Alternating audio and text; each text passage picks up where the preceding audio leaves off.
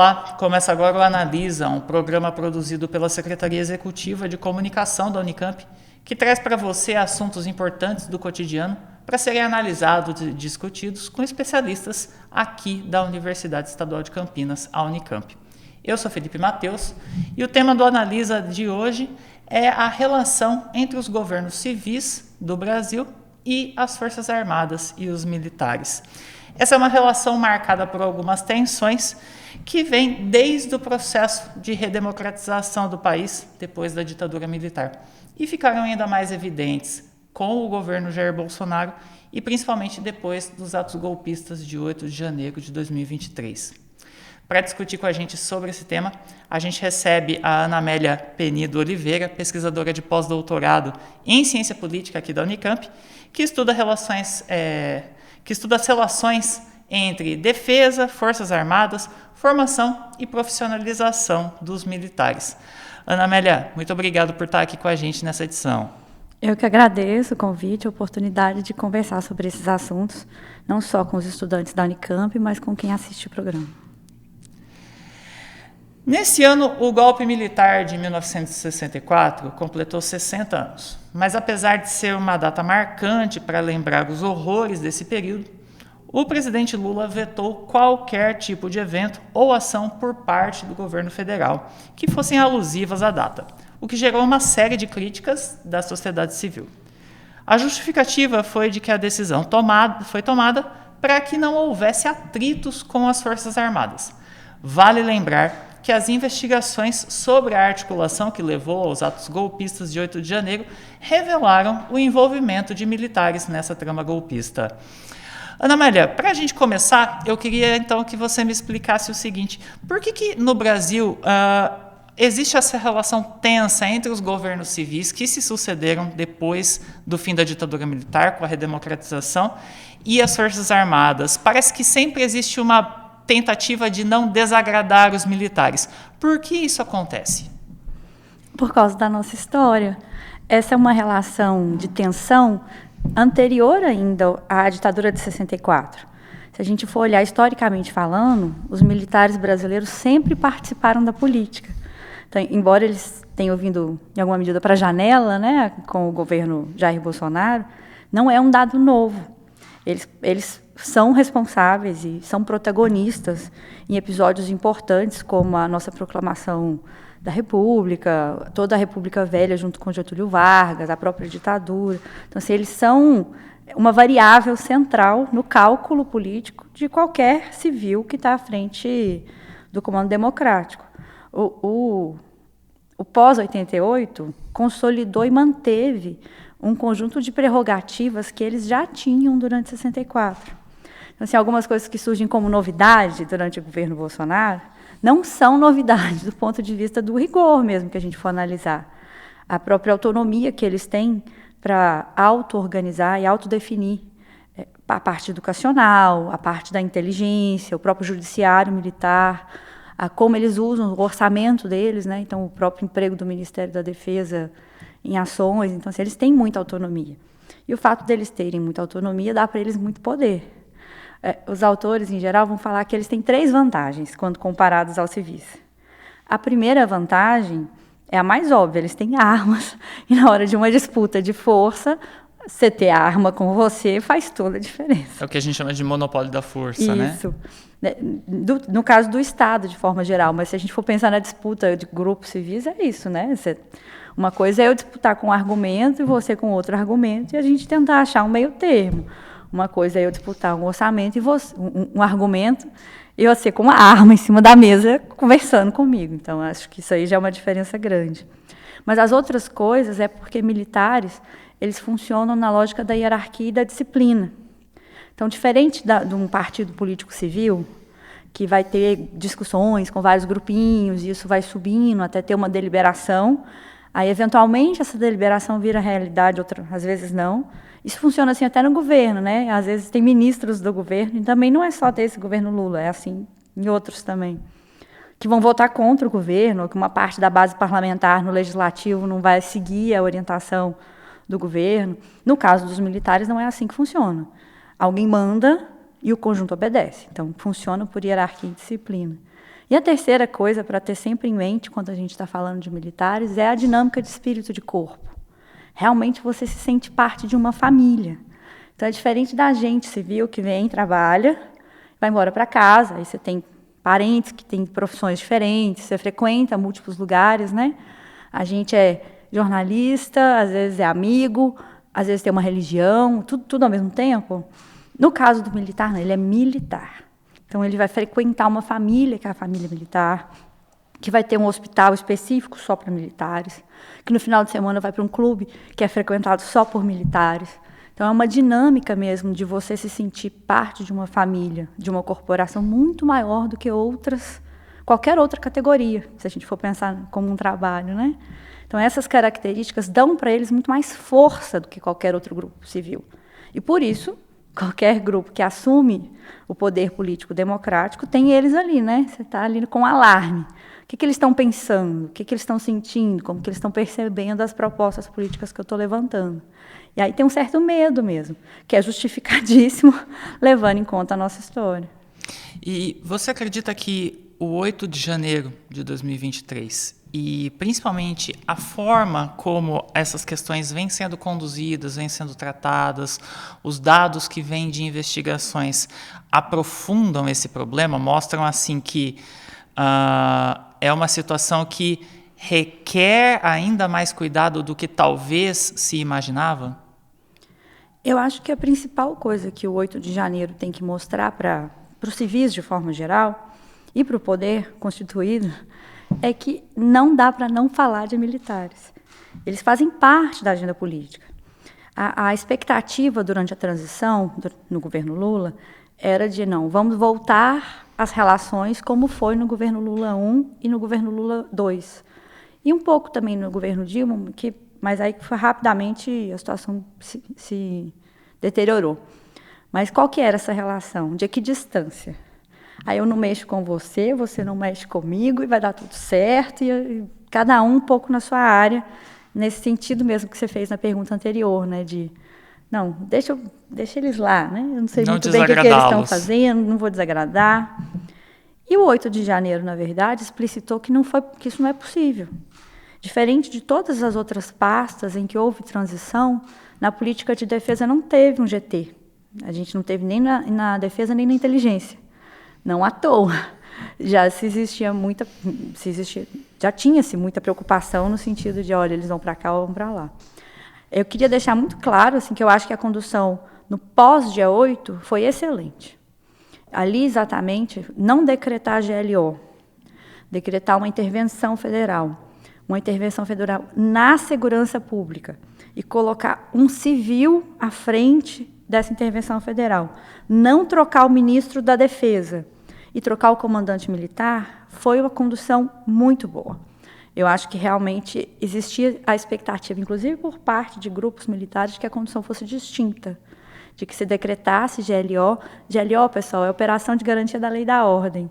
É uma modalidade dentro da Constituição, é bom deixar isso bem claro, né? Às vezes a gente pensa assim, golpes são sempre atentados contra a Constituição. E a Constituição brasileira, não só de 88, mas as anteriores também, não é nenhuma brecha, deixa-se uma avenida para a participação militar na política. O artigo 142, que é muito discutido, ele não é uma novidade da Constituição de 88. Ele é um dado histórico. A única Constituição que não teve essa possibilidade deles participarem da política foi a de 37, que, curiosamente, é uma das mais autoritárias, né? É a Constituição da ditadura do Estado Novo. Todas as outras, não. Eles têm uma avenida, por isso que eu falei nem brecha, né? É muito espaço. Então, assim, é constitucional. Sim, só para quem está nos assistindo, o artigo 142 que a Ana Amélia menciona, é o artigo que define o que são as Forças Armadas e a competência delas, né? Então ele diz que as Forças Armadas são constituídas pela Marinha, Exército e Aeronáutica, são instituições nacionais permanentes e regulares, ou seja, de Estado, né? Organizadas com base na hierarquia e na disciplina, sob a autoridade suprema do Presidente da República e destinam-se à defesa da pátria, à garantia dos poderes constitucionais e, por iniciativa de qualquer desses, da lei e da ordem. É esse finalzinho do artigo que abre brechas, né, para essa interpretação, às vezes mais equivocada. Elástica. Tem duas coisas nesse artigo que eu acho que vale a gente ponderar, então vamos abrir um parênteses e tratar logo com certeza. Desse tema, porque é isso, no final das contas, é o que está na nossa Constituição, né? Uma parte desse artigo a gente tem que refletir exatamente nessa lógica do que são instituições de Estado. Porque na nossa Constituição, a única instituição permanente são as Forças Armadas. Então, olha que loucura. Nem o Estado é permanente na nossa Constituição, mas as Forças Armadas são. Isso, em certa medida, repercute uma lógica de que eles são anteriores à formação do Estado brasileiro. E aí, brasileiro mesmo, com o B lá. Isso se expressa nas próprias histórias que eles contam sobre o seu nascimento. A mitologia do Exército, isso é dado, oficial, está lá no site. O Exército surge numa batalha que é a Batalha de Guararapes, na mitologia deles, né? É uma batalha, na prática, era o Brasil Imperial, então, e era uma batalha para expulsar o invasor holandês. Então, quer dizer que o Exército brasileiro nasceu antes do Brasil ser Brasil. O Brasil era português. Então, houve um envolvimento de indígenas, a gente era isso, a gente era uma colônia, então nasce como um exército colonial. E isso está expresso na nossa Constituição até hoje, nessa ideia de que é uma instituição permanente. Então, uma instituição impossível de mudar. Só aí já diz muito. Aí, a parte que a gente mais discute é esse finalzinho mesmo, que é essa atribuição de lei e ordem. A gente tem que deixar claro também que a maior parte dos exércitos de países de periferia tem outras funções para além de defesa. Normalmente, funções ligadas à defesa civil, o que a gente está vendo agora no Rio Grande do Sul, ou funções ligadas ao desenvolvimento nacional, então muito apoio logístico, principalmente em países de grandes extensões, né, como é o caso do Brasil, para levar coisas para lugares que são isolados, então isso é muito comum. Só que lei e ordem abre uma brecha para atividades que são muito distintas. Então, aqui vai encaixar desde as operações que a gente ficou conhecendo mais, que são de segurança pública, né? O Rio de Janeiro trouxe isso para a agenda, foram muitas, a intervenção federal foi só a última, né?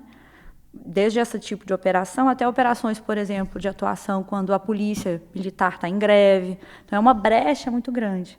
Da forma como está, lei é uma coisa que ainda dá para você especificar alguma coisa. Né? Você está garantindo a lei, então alguma coisa que está especificada.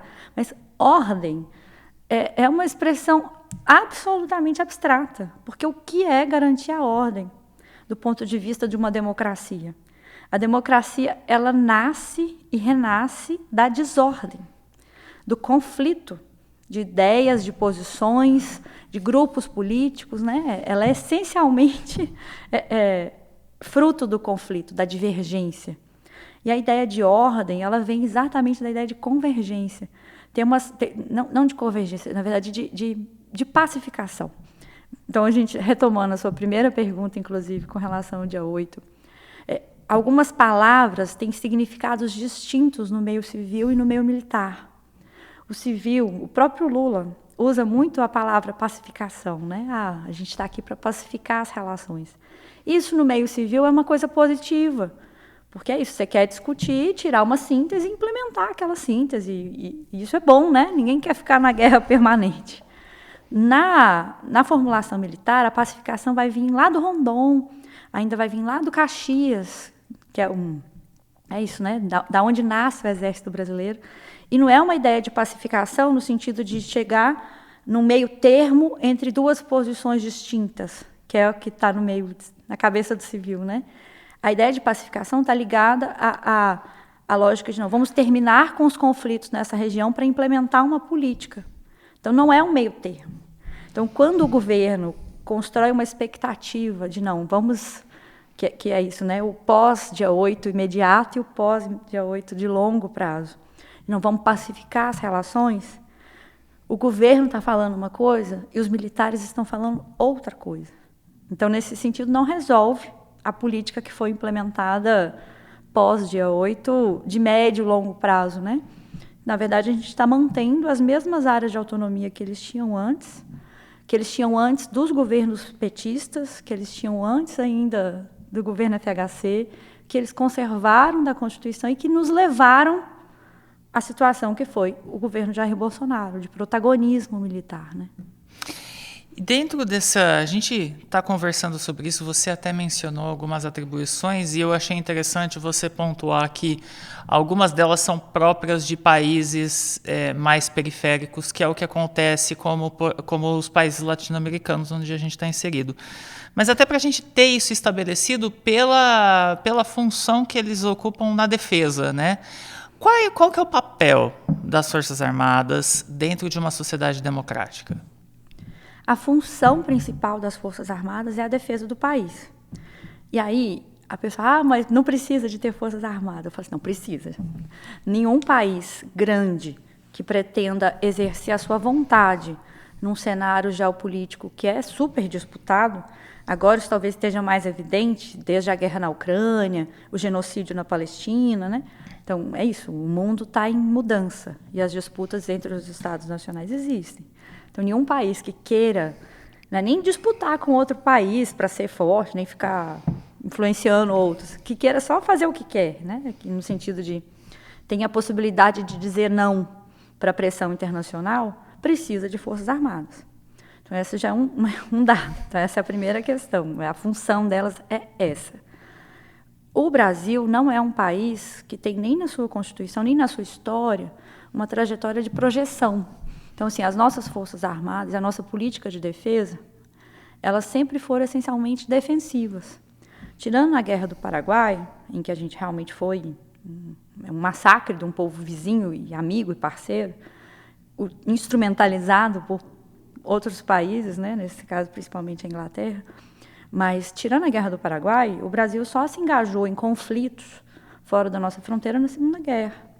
Então, assim, a gente tem uma política que é defensiva, na lógica de que nós não pretendemos, enquanto país, atacar ninguém. No máximo, a nossa política diz que não. Se atacados, a gente vai se preparar para responder, porque não vai ficar de graça. Mas não faz parte nem da nossa tradição, nem da nossa história, nem da nossa memória ser um país que projeta, né? Nesse sentido de projeção de força. As nossas relações com os nossos vizinhos são historicamente amigáveis. E existem muitas iniciativas de construção regional que podem dar bons frutos, né? Então, isso aí já muda muito. Se a gente for pensar, por exemplo, num exército como o dos Estados Unidos ou da Rússia, são dois países que projetam para além das suas fronteiras a força, né? Diferente da China, que também tem uma política defensiva. Quando ela se relaciona com outros países, normalmente são em termos econômicos e não em termos militares. Então, só isso aí já diz muito sobre como as nossas forças devem ser e para que elas servem.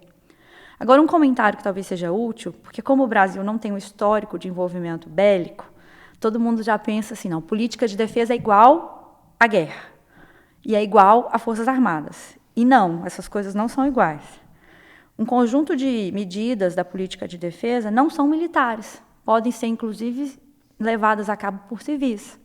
Então, quando a gente tem, por exemplo, uma política de inteligência, uma política de cibernética, uma política de proteção de dados, e algumas coisas são até infraestruturais. Então, por exemplo, todas as mensagens que a gente recebe circularem por determinados aplicativos, para esses aplicativos funcionarem, a gente precisa de determinados cabos submarinos, que são de propriedade de outros países, não do Brasil.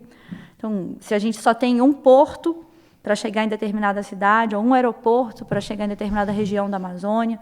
Todas essas questões são parte da política de defesa, mas não são questões militares. Acho que tem uma confusão no Brasil, que toda vez que a gente fala de política de defesa, já vem na cabeça de todo mundo militar, né? E isso faz, em alguma medida, com que os civis se distanciem da política de defesa, como, não, isso aqui não é meu problema, não diz respeito a mim, eu não tenho nada com isso, não tenho nem parente militar. E, assim, a política de defesa é o terceiro maior orçamento. Então, no mínimo, a gente tem que se interessar, porque tem muito dinheiro sendo gasto nessa área. E muito da nossa segurança, inclusive, diz respeito à política de defesa. Acho que a principal delas hoje, no período contemporâneo, que diz muito da guerra do período atual também, é a circulação das informações. vocês são da comunicação, né? Tenho certeza que estão muito preocupados com a dinâmica das fake news. E, em alguma medida, se a gente fosse usar um vocabulário militar, a possibilidade de manusear as informações para a guerra psicológica é uma dimensão fundamental. E para enfrentar fake news, você não precisa necessariamente de estar de farda e de coturno. Então, tem uma dimensão enorme, que é isso, é infraestrutural, é de outros profissionais, que faz parte da política de defesa nacional e que não são militares. Então, acho que os militares são fundamentais para a política de defesa, é para isso que eles têm que servir, a gente precisa de ter forças armadas, porque a gente precisa de ter política de defesa, mas eles não são suficientes para a gente ter uma política de defesa. A gente precisa, para ter uma política sólida, você precisa ter um conjunto de outros profissionais envolvidos na construção disso que é isso, né? A paz e a guerra são as duas moedas de atuação na arena internacional. E acho que, nesse sentido, a política de defesa é quase como se fosse o nosso seguro contra incêndio. Mas, atualmente, da forma como as forças elas estão constituídas e a forma como o Brasil trabalha essa questão da defesa, existe abertura e espaço para essa atuação civil dentro dessas esferas da defesa que não são necessariamente militares? Não existe nem no meio civil, nem no meio militar. No meio militar, predomina a ideia de que coisa militar é problema de militar. Então, não tem que ter civil dando palpite nisso aqui. Isso fica explícito no Ministério da Defesa, que mesmo quando a gente tem um ministro que é civil, e eu não estou nem falando do atual, não, dos outros todos nos governos da direita e à esquerda, ainda que você tenha um ministro civil, o restante da estrutura do Ministério é toda militarizada. Então, tem uma lógica de pensar a política de defesa que é militarizada. E aí, até os ditados são militarizados. Então, por exemplo, um ditado comum na área militar: se queres a paz, prepara-te para a guerra. Por quê, gente? Se eu quero a paz, eu tenho que me preparar para a paz. E construir a paz, e isso perpassa, seja a política educacional civil, seja como que você organiza, estrutura e subordina as Forças Armadas. Então, tem toda uma dinâmica nesse sentido, isso dentro dos quartéis. Fora dos quartéis, na sociedade de forma civil, predomina uma ideia de que, essas questões de defesa não nos dizem respeito. Porque todo mundo pensa que política de defesa é guerra. E não pensa que, por exemplo, se você está mandando uma foto para alguém, essa foto vai estar circulando na Europa. E isso pode ser usado para qualquer finalidade. Então, assim, tem um conjunto de seus dados bancários que você está usando o tempo inteiro, né? Hoje em dia a gente faz tudo pelo celular. Então, tem um conjunto de questões, mas na cabeça do civil normal, isso não faz parte da política de defesa. Então, não é necessariamente uma questão que preocupe. De forma geral, os civis têm opiniões positivas quando avaliam os militares. As pesquisas de opinião, depois do governo Bolsonaro, isso começa a cair. Mas antes do governo Bolsonaro, as Forças Armadas revezavam com a igreja o topo, né, do ranking das instituições com maior credibilidade entre a população brasileira. Só que quando a gente pergunta para a população por que dessa credibilidade, não é pela função que as Forças Armadas têm, que é a política de defesa, mas pelas outras tarefas que as Forças Armadas cumprem, normalmente, e não as de GLO tradicionais, tipo, que todo mundo imagina segurança pública. Não, é porque leva órgão, faz reforma de estrada, ajuda com navio não sei aonde, leva água em regiões isoladas do Nordeste. Então, são funções de assistência social ou funções que existem outras instituições do poder público brasileiro que deveriam estar cumprindo e não estão cumprindo adequadamente, seja porque não tem orçamento, seja por qualquer outro motivo. Então, assim, as pessoas gostam das Forças Armadas não pelo que elas têm que fazer, mas porque elas, em alguma medida, usurpam de outras instituições civis e cumprem. Aí tem uma falha que é militar, porque é isso, você vai concentrando o poder, você concentra a função, você concentra o poder. E uma falha que é civil. E fala assim, gente, mas por que tem um projeto que tem 20 anos que esse povo está levando água para o semiárido? Em 20 anos a gente não conseguiu resolver o problema de acesso à água em determinadas regiões do Nordeste brasileiro. Une o útil ao agradável, né? Desempenha uma função que seria para eles do Estado e acaba conquistando um capital social ali, prestando esse serviço, né? E aí o Poder Civil se surpreende com a eleição do Bolsonaro. O Poder Civil, digo no sentido assim de uma elite civil liberal, de uma elite civil à esquerda. Ah, não, mas por quê? Porque eu até falo assim, olha, você leva a urna, você leva a água, você leva a cesta básica, você leva a doação de sangue, você leva o candidato também, por que não? Então, e as pessoas já gostavam. Então, na minha cabeça, inclusive, é um caminho lógico. Só que é isso, tem uma dimensão que é a gente caracterizar o que, de fato, são os militares usurpando atribuições, no sentido dessa função de relações públicas, né? Que é isso, eles têm ganhos de imagem nesse sentido. E outra parte é como é que o Poder Civil também deixa de exercer, né? Vamos pensar agora no Sul, Defesa Civil. Não é, os analistas, né, têm apontado que era absolutamente previsível a probabilidade de que isso aconteceria. A gente pode, é amanhã, é daqui a um ano, mas a probabilidade das catástrofes climáticas se expandirem para o Brasil inteiro é quase certo. Como que o Poder Civil vai lidar com isso? Agora convocou militares e eles estão sendo fundamentais nesse processo. Mas a gente vai continuar assim, improvisando quando precisar? Ou você vai ter uma agência de defesa civil que, de fato, tenha estrutura, tenha recurso? Só que para isso, para ter estrutura e ter recurso aqui, outros lugares têm que deixar de ter estrutura e ter recurso. Aí entram os militares, porque isso para eles é bom, esse tipo de operação, institucionalmente. É bom para a pessoa que se envolve, né? Porque você se sente bem, você está prestando uma coisa positiva para a população, você se sente reconhecido, você se sente feliz. Mas é isso, você continua tendo uma resposta militarizada para problemas que não são militares. Na história brasileira, a gente dá respostas militarizadas para problemas que não são militares o tempo inteiro. Na época da pandemia, chegava uma hora que eu começava a rir, porque era isso, é a guerra contra o vírus. Na época da dengue, aí pega o soldado para poder ficar soltando fumaceira na periferia de cidade grande. Gente, isso não é um problema militar. Esse é um problema civil, que tem formas de responder civis, inclusive. Então, todas as vezes que a gente militariza uma resposta para um problema que não é militar, a gente está concedendo mais poder para as Forças Armadas, que são instituições que têm hierarquia e disciplina, espírito de corpo e armas. Então, são instituições que não podem ser tratadas como as demais, né, do Estado brasileiro. Ana, o governo Jair Bolsonaro, a administração federal anterior, abriu muito espaço para os militares assumirem postos na administração pública. Apesar de que essa é uma questão que já vem mesmo desde antes do governo Bolsonaro, né? Como é que você avalia a possível eficácia da proposta como a PEC 21 de 2021, que proibiria militares na ativa de ocuparem cargos na administração pública? Seria uma coisa eficaz ou outras medidas também deveriam ser implementadas?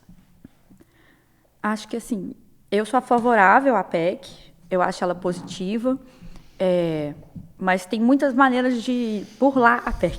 Então, assim, para além dessas medidas, tem algumas que são institucionais, que são normativas, que também são possíveis de serem tomadas, e outras que fazem parte da cultura política, que é um problema maior. Mas só sobre o governo Jair Bolsonaro, eu não interpreto que ele abriu muito espaço para as Forças Armadas. Eu acho que ele não teria existido sem a anuência das Forças Armadas. As Forças Armadas foram fundamentais, institucionalmente, aí agora eu estou falando do CNPJ, porque eu normalmente, nos meus textos, assim, eu separo o que é o engajamento do CPF, né, ou militar, patati patatá, que está fazendo não sei o quê, do partido militar, que é esse militar militante, que são alguns, nem todos, a maioria não são, e o que é o CNPJ. O CNPJ é a instituição, a Força Armada mesmo. No caso do governo Bolsonaro, é isso, ele vem do meio militar, o vice dele era do meio militar, muitos generais de 4 estrelas se engajaram nas campanhas, então, fazendo falas, né, gravando vídeos, que circularam amplamente. Então, assim, eles referendar essa candidatura. Então, não é que o Bolsonaro abriu espaço para um determinado segmento depois. Eles estavam muito engajados nessa campanha. E aí, tem formas de driblar. Uma forma, o próprio IPEA soltou um estudo, acho que é da Flávia Schmidt, esse estudo, de como é que, durante o governo, um conjunto de funções civis foram sendo transformadas em funções militares. Então, assim, a rigor, se a gente, na norma, fala assim, olha, vocês não podem assumir funções civis. Aí eles vão lá, mudam a norma, olha, essa função aqui, que antes era considerada civil, passa a ser considerada militar, então agora eu também posso ocupar aquela função. Então, assim, tem formas de driblar a PEC. Embora o principal da PEC, aí um tema que não é só brasileiro, no mundo inteiro, em geral, os militares, por essas 3 características, armas, hierarquia, disciplina e espírito de corpo, a participação deles, quando eles estão na ativa, é vedada na política. Então, isso não é uma coisa brasileira, isso é a regra em muitos lugares. E, em geral, para além disso, eles têm que cumprir aquele pedágio. Aí, o tamanho desse pedágio varia. Mas, assim, por exemplo, nos Estados Unidos são 7 anos. Por que isso? O principal, e não só para a carreira militar, né? No Brasil isso tem, nas carreiras do judiciário. A gente ficou sabendo muito disso, a população escutou isso muito na época que o Sérgio Moro teve que largar a carreira para seguir carreira política, né? Para largar a carreira jurídica para seguir a carreira política. Então, normalmente, a exigência para os militares é a mesma, que você largue a carreira militar para você seguir a carreira política. E o principal motivo disso é porque você tem acesso a muitas informações que são de recurso que só você vai ter porque você está naquela determinada carreira. Então, vamos supor um militar de alta patente. De alta patente, ele vai ter ali acesso, por exemplo, a relatórios de inteligência. Esses relatórios de inteligência, enquanto ele está na ativa, podem se tornar um capital político valioso no enfrentamento a um opositor. Então, tem um conjunto de questões mesmo que diz respeito a eles. A gente até brinca que tem uma porta giratória. Você vai lá e volta. Mas como assim você volta para a carreira? Agora, hoje, eles têm um problema. Porque um conjunto de militares da ativa se engajou no governo Bolsonaro e essa turma volta para a carreira. Só que militar funciona igual uma fila mesmo, tipo, quando você se forma na escola, vamos pensar aqui na Unicamp. Se você passar em primeiro lugar geral do vestibular ou em último, não muda nada na sua formatura. Você formou do mesmo jeito, você tem o mesmo título para ir para o mercado de trabalho. Para militar, não. Vale muito se você é o 01 da sua turma, porque isso significa que você vai escolher primeiro onde você vai trabalhar, você vai escolher primeiro que tipo de funções você vai desempenhar. Então, para eles, vale. Para a gente, não muda nada. E isso aí diz respeito a essa filinha. Na filinha institucional do CNPJ, você é perguntado realmente seguindo. Então, assim, o 01 escolhe o que ele vai fazer, depois vem o 2, o 3, o 4, o 5. Na política, não. Porque na política, a regra é o apadrinhamento. Então, o poder político pode ir lá e pegar o 5, o 80, o 200. Não tem uma regra, né? Você escolhe quem concorda com você e não quem tem algum mérito nessa filinha. E aí, nesse sentido, quem está na fila continua trabalhando. Quem sai dessa fila, ele vai voltar. Ele vai voltar com um monte de informações, porque ele estava no poder político. Você encaixa ele aonde? Então, assim, é prejudicial para a própria instituição militar a gente não ter uma PEC dessa natureza. Acho que um dos motivos para isso não andar é esse medo, esse melindre, que foi a sua primeira pergunta, que para mim é uma grande questão para ser de fato enfrentada. Não tem que se ter medo de falar sobre Forças Armadas. Isso faz parte do nosso passado histórico, sim. Então faz sentido esse medo existir, mas a gente precisa superar. Tratar isso enquanto uma política pública, com orçamento, com dinheiro, com servidores públicos que precisam passar por subordinação, tem que prestar contas. Então, acho que se a gente conseguir esse saldo político, a gente já vai ter conseguido muito. Ana, uma das frentes da sua pesquisa, que eu acho que até dialoga um pouco com essa questão da fila que você comentou, né? É justamente a formação dos militares no Brasil, né? Quais características que você identifica nesse processo que diferencia essa formação e que muitas vezes pode justificar e abrir espaço para para essa forma com que os militares lidam com a relação com os civis? O que acontece nessa formação que é característico deles? Acho que só um comentário anterior, assim, não tem problema a formação militar ser militar. A gente até espera que ela seja mesmo. O problema é quando as características da formação militar vão para a formação civil. A gente viu isso recentemente na discussão em torno do programa de escolas cívico-militares, que é a militarização da educação do ensino médio, em alguns casos até envolvendo ensino fundamental, em parceria com as polícias. Então, assim, eu entendo que as características do ensino militar são pertinentes para a formação de militares. Militares acima de 18 anos, que fique claro. As características deles, a gente até brinca, assim, que são 3 Ds. Não duvidar, não divergir e não discutir. E realmente você precisa dessas 3 características para garantir a hierarquia e disciplina. Porque eu não posso te dar uma ordem, você pensar se você quer cumprir ou se você não quer, porque você gostou ou não gostou. Então, essa é uma dinâmica de como que a educação militar vai funcionar. Só que o coração dessa educação não vai passar por aí. Ela passa, na verdade, por um processo de distanciamento. As escolas são em regime de internato, às vezes de 4 a 5 anos, em que a gente brinca até que a farda ela se molda ao corpo. Então, não é uma roupa que você tira e você coloca, não, é uma postura, a sua forma de sentar no carro, a sua forma de responder às perguntas, isso vai se agregando mesmo, assim, você ganha um outro nome, que é o que vai para o seu brevet, né? Outro nome, você vai ganhar, então muda completamente. E aí, nesse processo, como é que você constrói uma nova identidade, em contraposição à outra? E aí entra um problema democrático. Porque uma coisa é, não, mas eu sou militar, aí você é civil. Não, eu sou militar e os meus valores são melhores. O meu banheiro não é pichado, está tudo limpinho aqui na AMAN, na Unicamp, na porta de tudo quanto tem, né, desenho no banheiro. Não, mas o meu banheiro é melhor do que o seu, porque o seu é desse jeito. Isso aí é bagunça.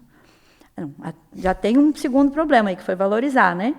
E o maior problema, na verdade, se torna no terceiro, que é, não, mas se o meu jeito de ser, de me organizar, se os meus valores são melhores do que os seus, então eu vou levar os meus para você.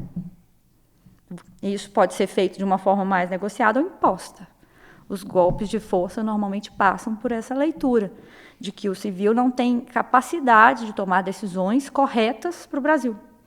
Então, uma vez que você não tem essa capacidade, eu que tenho, vou tomá-las por você. Então, acho que esse é o problema democrático, que pode ser enfrentado não só nas escolas, mas em outros espaços. E aí a principal maneira, que pelo menos eu entendo para enfrentar esse problema, não é tanto só nas normas, que é isso, é o artigo tal, a PEC tal. A principal questão é transformar o militar, socializar esse militar no ambiente que é civil. Aí, já que você perguntou sobre educação, português. Por que eles têm que aprender um português separado de mim? Por que a gente não pode estar na mesma sala de aula? Por que eles têm aulas separadas de balística? Tá tudo bem, né? Espera-se que eles tenham aulas separadas. Igual, provavelmente, você teve aula de edição de imagem. Sim. Eu não preciso de ter uma aula de edição de imagem. Mas, português, espera-se que eu saiba, que você saiba e que o militar da AMAN também saiba. Matemática, gerenciamento de alguma coisa. Então, assim, tem um conjunto de questões que a gente pode ampliar essas pontes. Não se trata de ter um militar de esquerda ou de ter um militar de direita. Se trata de ter um militar que espelhe o espírito da sua sociedade. Por exemplo, nesse caso que você mencionou, poderiam ser disciplinas cursadas em escolas regulares. Normal, na UFRJ, ali pertinho, né? No caso, estou pensando aqui na AMAN porque está do lado. Eu acho que eu dei um exemplo, mas é isso, tem outras possibilidades. Isso perpassa por ter civis no Ministério da Defesa, ter analistas técnicos para essas áreas, para a discussão sobre guerra, defesa, estratégia, fazer parte do repertório civil, que é isso, né? Pelo menos para a gente saber o que está acontecendo em outros lugares do mundo com mais qualidade. Eu acho que às vezes as pessoas pensam, não, mas é um militar de esquerda esse? É um militar de direita? Eu falo, não, isso diz respeito a ter um militar que expresse a sua sociedade. Então, diferente do eu militar, você civil, e aí eu sou melhor, eu trazer isso para você, eu tenho que representar e expressar os anseios dessa população. porque, em última instância, aí a gente volta num debate também que você provocou, que é sobre a função, né? A gente pode ter uma leitura conservadora, que é a função dos militares são para a defesa do Estado, ou a gente pode ter uma leitura mais ampliada, que é, não, em última instância, para que servem as Forças Armadas? Para garantir uma vida boa para o povo. E aí isso significa ter mais Estado, do ponto de vista da defesa internacional, mas também significa ter um Estado que garanta a segurança pública, que garanta acesso a saneamento, né, educação superior para todo mundo que quiser. Então, você pode ter uma visão mais ampliada. Hoje, as pessoas vão trabalhar nesse conceito na lógica de segurança humana, de que, olha, a essência da segurança não está só no Estado, está na população que vive naquele Estado, no povo que está naquele Estado, uma vida boa para aquele povo. Até porque esse povo só se engaja numa guerra se isso eventualmente for necessário, se o Estado garante uma vida boa. Você vai pegar em armas, colocar a sua segurança em xeque, se você não acredita naquilo, se você não tem uma vida boa. Então, acho que tem uma outra dimensão de defesa. É isso, é a discussão de política de defesa em si, né? Não necessariamente sobre Forças Armadas, que acaba encaixando. Sim. Ana, já nos encaminhando aí para o fim do nosso programa, mas retomando o tema inicial, que até motivou a gente a discutir esse tema, né? Eu acredito que um grande fator que passa entre a relação entre sociedade civil e militares no Brasil é a memória da ditadura militar de 64.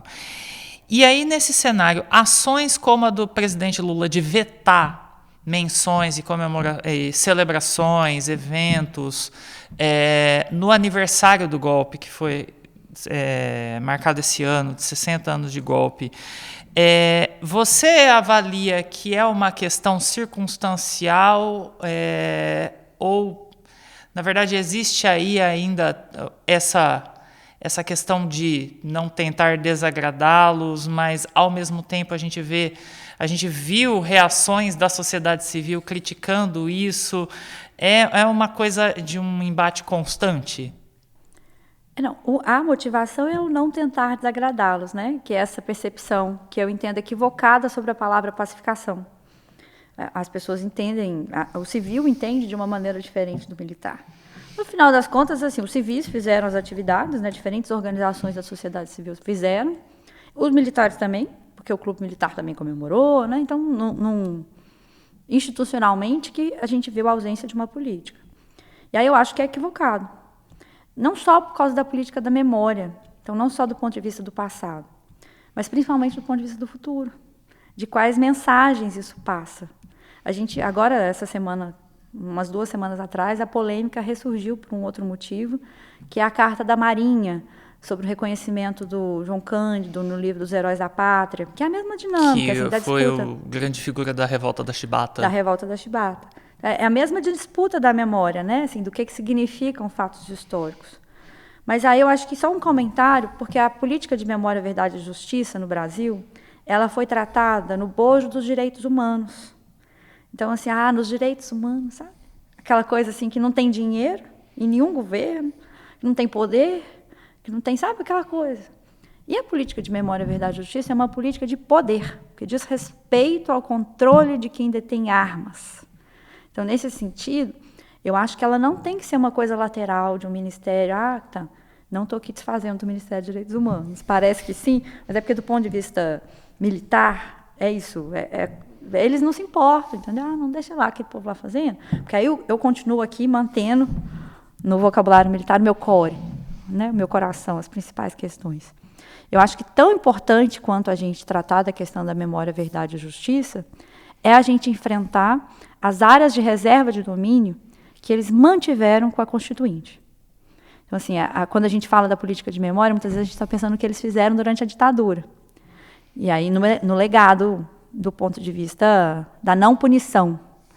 Para mim, mais importante do que isso é essas áreas de reserva, que são a inteligência, a educação e o judiciário. Eles terem um judiciário próprio, uma educação própria, e uma inteligência própria, não subordinada, não fiscalizada. Ninguém sabe o que faz a inteligência do Exército Brasileiro, ou da Marinha, da Aeronáutica. E isso faz com que as coisas vão se perpetuando. Então, acho que eu entendo que esses temas que dizem respeito à força, né, aos aparelhos de força do Estado, eles têm que ser pensados numa lógica de poder. Não resolve a política de memória, verdade e justiça. Não, faz lá uma audiência, reconhece que tal pessoa foi torturada. Aí faz a audiência, reconhece aquela pessoa, finalmente é indenizada, inclusive, pela tortura que ela sofreu, mas isso não resolve o problema lá no quartel. Aquilo ali vai acontecendo, tanto que aconteceu, né? Por anos e anos e anos, a Comissão da Verdade se manteve, com tensões, mas se manteve. Os julgamentos foram se mantendo também, com tensões, mas aconteceram, e o quartel continuou a mesma coisa. Tanto que é isso, a gente viu o governo Jair Bolsonaro ressurgindo. Para que a gente mude o quartel, não basta a política de memória, verdade e justiça. Você precisa mexer nas áreas de reserva de domínio. E aí, a gente precisa do judiciário civil preocupado com o que o judiciário militar está fazendo. A gente precisa da política educacional nas universidades, e mesmo na educação básica, superior, né? Se preocupando mais com a educação militar. A gente precisa da inteligência, que hoje, na verdade, a ABIN, que é tão mal falada, é a única agência de inteligência que tem algum controle ou subordinação civil. As outras não tem nenhum. Então, eu brinco assim, a gente está reclamando do que eles estão fazendo, os outros a gente não sabe nem o que estão fazendo. Então, pode ser muito mais grave, muito mais sério. Então, eu acho assim, que enquanto esses temas não fizerem parte do repertório de outros segmentos, a gente tratar da discussão de Forças Armadas só como uma política de memória, verdade e justiça, como se isso fosse a nossa única atenção, a gente não vai dar um salto mesmo. E aí, de tempos em tempos, a gente vai ver os militares deixando os quartéis para retomar o protagonismo político. Puxando até essa questão da atuação das universidades instituições de ensino que você mencionou, dentro das ações que poderiam estar previstas para esse aniversário do golpe militar, estava possivelmente a transformação, a consolidação do antigo espaço do DOI-CODE em São Paulo, que foi o local ali de tortura e repressão militar, em memorial. E essa é uma causa que conta com o trabalho da Unicamp, por meio do Laboratório de Arqueologia Pública, aqui da Unicamp, que vem trabalhando em parceria com outras universidades e membros da sociedade civil, em estudos sobre a história e a arqueologia no local. Inclusive, esse é um trabalho que é apresentado no documentário Arqueologia no DOI-CODE, Rompendo o Silêncio, que foi produzido aqui pela Secretaria de Comunicação da Unicamp. E outra ação que era reivindicada é a recriação da Comissão Especial sobre Mortos e Desaparecidos Políticos, né? Que foi extinta no governo Bolsonaro, mas ainda não há sinais de que talvez seja recriada aí pelo governo Lula, né? Você estava comentando que essas ações elas precisam entrar no foco específico do que está constituído de privilégios aí das Forças Armadas, né?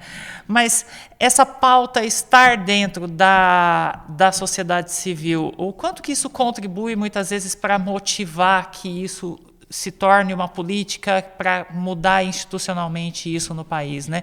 E talvez até o impacto que isso possa ter ali de influência dentro das próprias Forças Armadas, envolverem eles mais nesse debate, mas mais no sentido dialógico mesmo, de promover esse diálogo para que eles, como você mesmo falou, eles se tornem mais representantes da sociedade brasileira. Bom, primeiro vamos pensar nos civis. Depois a gente pensa nos militares. Nos civis, eu acho que todas essas políticas contribuem, porque o passado ele não passa, ele vai voltando. Eu dei o exemplo da Revolta da Chibata, que é isso, né? No início do século. Então, e a mesma dinâmica, porque ela vai sendo ressignificada, ela vai ganhando memórias mesmo, histórias e memórias nesse sentido. Então, eu entendo que todas essas iniciativas são positivas. Mas, normalmente, as mesmas universidades... elas vão ter essa iniciativa ali, alguma coisa de memória, e também vão ter alguma parceria com alguma indústria bélica, ali na área da engenharia, que vai estar formulando ou produzindo determinado material, ou às vezes vai firmar parcerias, convênios, inclusive internacionais, com países que têm envolvimento, engajamento bélico. Então, assim, eu acho que não quero ser entendida no sentido de que eu sou contrária à política de memória, verdade e justiça, porque eu sou muito favorável. Mas eu acho que ela, em geral, é tratada como um tema secundário. E aí é isso, enquanto você faz isso, e tem uma política legal, você está firmando acordos comerciais gigantescos na indústria bélica. Então, acho que as duas coisas têm que ser pensadas na lógica de um projeto de país. Por isso que é uma questão de poder. Todas as políticas que dizem respeito às Forças Armadas são questões de poder. E, no meu entendimento, elas têm que ser tratadas em pacote. E não assim, eu te cedo uma coisinha aqui porque eu vou ceder do lado de lá um tantão. Então, acho que tem um meio termo aí nesse processo que é relevante. Do ponto de vista dos militares, dialógico não é uma palavra para instituição. Militar é subordinado. Então, assim, uma coisa são os civis, os militares, assim, indivíduos, né, serem expostos a essa lógica mais humanista e de diálogo com o diferente. Mas a instituição, ela funciona por hierarquia e disciplina. Então, alguém manda e eles obedecem. E quem manda é o presidente eleito. A democracia significa isso, por essência, né? Aquela pessoa que foi escolhida pela maioria tem o poder de definir a política pública que é implementada. Então, nesse sentido, a decisão é de cima para baixo mesmo. Ou cria ou não cria, cria quando, cria como, e faz assim ou faz assado, e isso vale para as outras coisas também. O militar, o oficial, quando ele está em atuação, a resposta dele é sim, senhor. A grande questão é, não, mas agora eu não estou em operação. Então, agora eu não preciso falar sim, senhor. Agora eu posso fazer outras coisas, conversar com mais gente, pensar mais coisas, né? E aí, nesse sentido, arejar um pouco o que acontece dentro dos quartéis. Então, assim, acho que dificilmente políticas desse tipo ajudam no sentido de arejar os quartéis. Pelo contrário, elas são usadas dentro dos quartéis para unificar o discurso. Que é mas revanchismo, eles vão se vingar pelo que aconteceu durante... O que não faz o menor sentido, assim. Não existe nenhuma previsão de punições em larga escala, não tem isso na história do Brasil. A anistia, aliás, diga-se de passagem, isso é uma curiosidade, porque normalmente todo mundo pensa que a anistia é a regra, né? Tudo no Brasil acaba em pizza. Mas no caso das revoltas militares, não. No caso das revoltas militares, todas aquelas revoltas que tiveram conotações à esquerda não foram anistiadas. O João Cândido é um bom exemplo.